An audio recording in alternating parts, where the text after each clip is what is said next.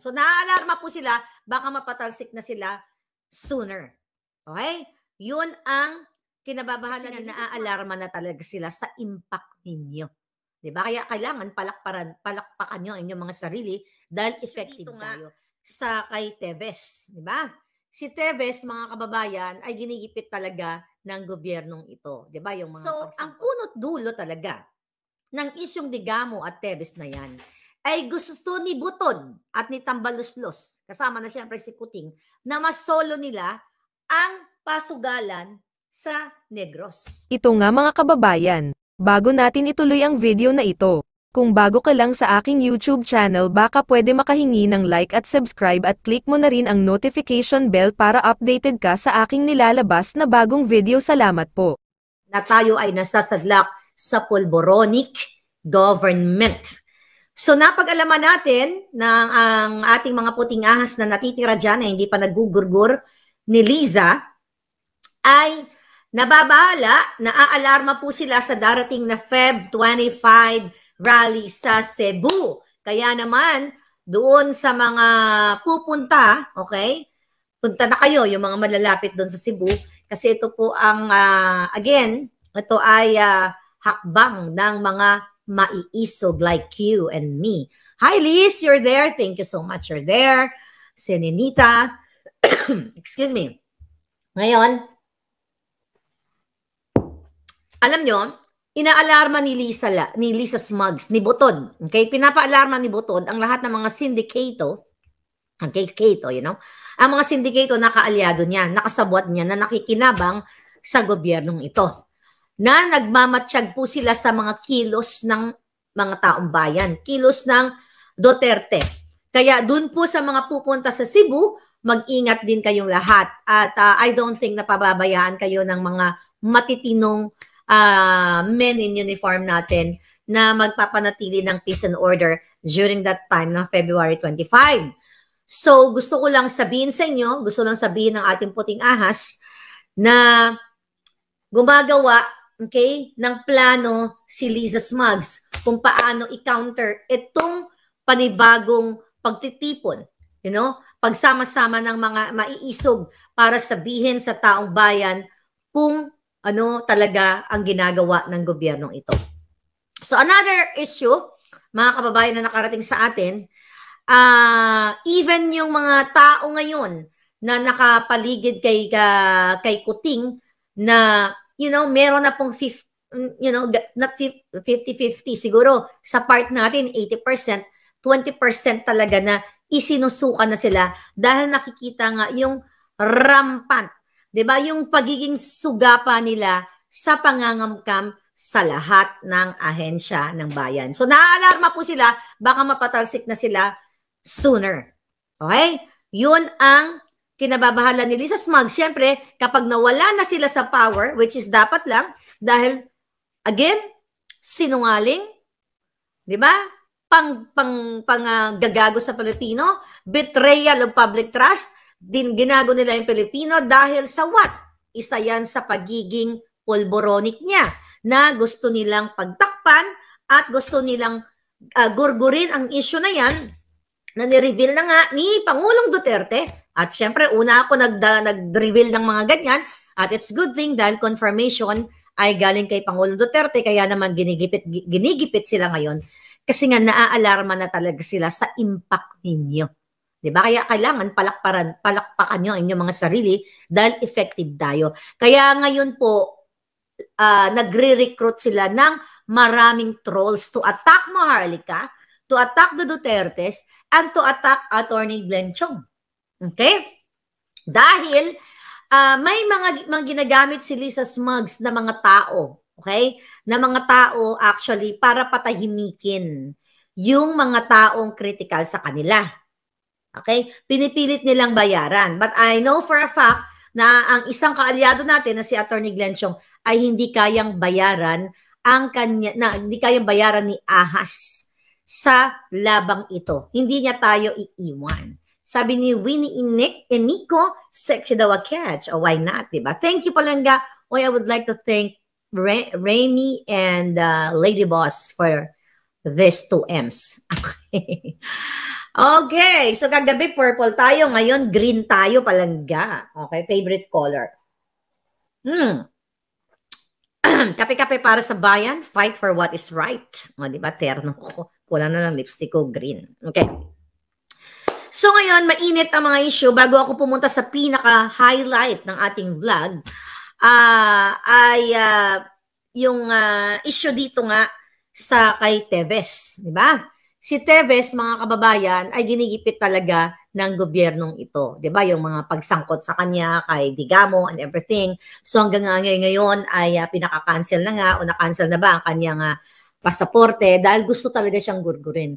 Alam niyo, may nag-message sa akin. Nung kasagsagan, okay? Nung kasagsagan ng ni Teves, yung issue na yan. Si Lisa din ang may gawa niyan.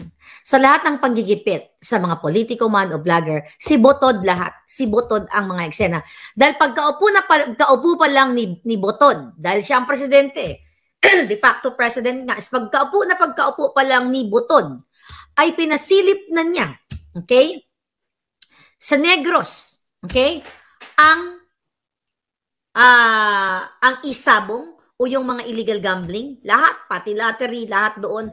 Kasi yun ang gusto ni Smugs, ni Butod, sa pakikipagsabuatan ni Milyonaryo, ni Tambaluslos, na kunin nila ang lahat ng negosyo sa isabong at loto, lahat ng gambling. Eh, di ba, I think si Arnie Teves ay isa yan sa mga negosyo niya. So, the reason why tinarget nila si Teves. So, ang punot dulo talaga ng isyong Digamo at Teves na yan, ay gusto ni Butod at ni Tambaluslos, kasama na siyempre si Kuting, na masolo nila ang pasugalan sa Negros. See? So yan po ang nakikita natin kasi ngayon, lahat ay gusto nilang itumba. And I hope sabi ko nga, tumayo kayo, mag-step up kayo, lahat ng mga maiisog, mag-step up kayo sa February 25, lalo na dyan sa Cebu. Kasi ang panggigipit sa akin, ang panggigipit sa mga Duterte, kay Pulong, kay Teves, lahat, kay Pangulo Duterte, kay Sara, ay isa po ang pattern yan. Si Butod, lahat gusto nilang maghari at i-silence ang mga taong bayan. Tignan nyo yan, kasi gusto kong i-promote itong third floor, okay? Yung third floor vlog, i-follow nyo sila. Yung third floor vlog nila Reformina, Purificacion at Pedroche, kasi isa po sila sa mga biktima ni Butod. So kailangan nating iangat yung mga taong inapi ni Butod na ngayon kahit papaano tuluyan silang lumalaban. Okay, meron silang Facebook channel, YouTube channel. Third floor Butod. So you just subscribe them, you help them, and para marinig nyo rin yung mga kwento nila. Kasi hindi lang pwedeng, yung sa puting astang natin. Dapat makarinig din kayo ng kwento ng mismong inapi ni Butod sa Presidential Communications Office. So yun po ang dapat magkapit-bisig tayo dahil isa ang kalaban natin.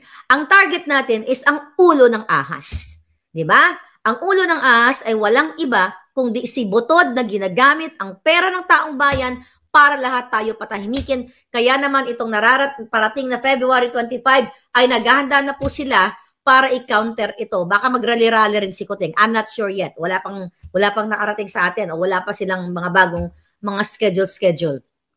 Third floor. Third floor. Ano siya? T-H-I, third, as in third. So, mga kababayan, dahil nga galit na galit si Butod kay Teves, dahil in-reveal ni Teves, di ba, na si Nolan, di ba, na si Bibot Nolan ay supplier, di umano, ni Kuting, okay, at ni Liza ng pulburon. I'll talk about Nolan. Ako si Nolan, na-meet ko yan sa Pilipinas, ikukwento ko sa inyo. Pero magtataka ka, maganda ang pakikitungo ni Bibot sa akin. Wala po akong, hindi ko na-witness na siya ay may bit-bit na pulburon. Basta ang na-witness ko lang na lagi siyang katabi ni Lisa Smugs. Okay, lagi siyang nakabuntot kay Lisa At yun know, magkaibigan naman talaga sila. Hindi ko alam yung knowledge ni Tebes na si Nolan ay nag-supply ng pulburon kay Lisa at kay Kuting. Pero ang masasabi ko lang sa kanya ay lagi talaga siya nakabuntot kay Lisa kasi siya dati ang nag-lead sa OFW group na kung saan dinisband na nila, wala na yon. Sabi ko nga, after the election, ay tinapos na nila yung group dahil yun ang instruction ni Butod. Sorry na lang, goodbye na lang kayong mga OFW. Wala na silang pakialam sa'yo. So going back kay Nolan, may mga messages kami na binura niya na. So, again, gusto ko lang linawin, gusto ko ibigay sa inyo ang pag-iisip. Okay? Tamang pag-iisip. Okay? Na itong mga kaibigan ni Lisa na dati kong ka-message ay, actually, ang tunay niyang pangalan ay si Jose Nolan, na pinagbubura nila yung message nila, yung mga message namin in the past. So magtatanong ka, bakit kaya nila pinagbubura? Ayan o, unsent o. Teka, pakita ko lang. Wala naman actually incriminating eh. Can you move a little bit? Okay? So mga palangga, ito ha, mga unsent. Pakita ko lang, kumustahan lang naman kami. So marami yan, no? Unsent, unsent. Okay? Sabi ko pa nga, nag-joke ako noon, June 7, Maharlika, sabi nga, kumusta ka na yata dito? Sabi ko, Maharlika is okay, bot. Thanks sa award. Yun, binigyan ako ng mga award ng mga papel-papel na parang congratulations, ek-ek. So, wala akong masasabi kay Bibot na siya ay sangkot sa pulboroni kasi wala naman akong knowledge. Pero yun yung mga message na pinagbubura niya na. So, galing yun kay Kong Tebes. So, ngayon, gusto ko lang ipakita yung relationship ni Butod at saka ni Nolan. Okay? And even though may na-receive din tayong report galing sa ating puting ahas sa PDEA na talagang itong si Lisa Butod ay talagang sangkot siya sa mga illegal transaction pagdating po dito sa Pulboronic, katulad ni Mark Anthony Sayarot na nakawala dahil kaibigan nila at kasama nila sa kanilang mga state visit. At gusto ko lang iparating sa inyo mga kababayan na itong mga sindikatong kasabot ni Lisa ay pinapaalarma niya na rin para tutukan, siyempre ako. Alam niyo yun, tutukan ako. Dahil ako naman yung nagsimula ng mga eksena dito na nag-expose sa kanila. So, dun sa may bounty ang aking ulo, at hindi naman tayo natatakot sa mga yan kung lalaban sila ng sampalan or kurutan, but definitely, traidor tong mga to. Patraidor, gugurgurin at gugurgurin ka, gugurgurin nila ako pag nagkaroon po sila ng pagkakataon. Kung nagustuhan mo ang ganitong video, huwag kalimutan ang magkomento kung ano ang saloobin mo. Salamat po.